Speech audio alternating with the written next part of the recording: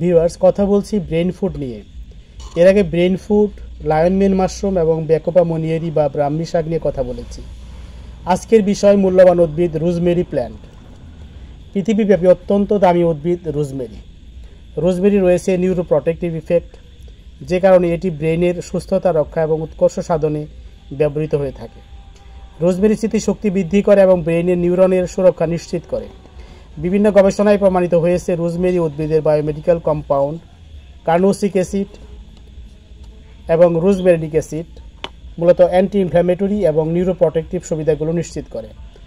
রোজমেরির গুরুত্ব তুলে ধরতে গেলে প্রথমেই বলতে হয় এটি স্মৃতিশক্তি বৃদ্ধি, শিক্ষা গ্রহণের ক্ষমতা এবং ব্রেনকে শিক্ষা, গবেষণা বা কোনো কর্মে লেগে থাকার ক্ষমতা বৃদ্ধি করে।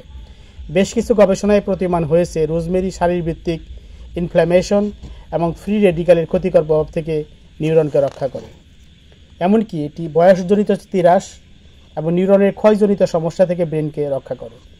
চিকিৎসা বিজ্ঞানের কল্যাণে মানুষের আয়ু বৃদ্ধি পেয়েছে, তবে সেই সাথে বাড়ছে বার্ধক্যজনিত রোগ, অ্যালঝেইমার এবং পার্কিনসন্স ডিজিজ।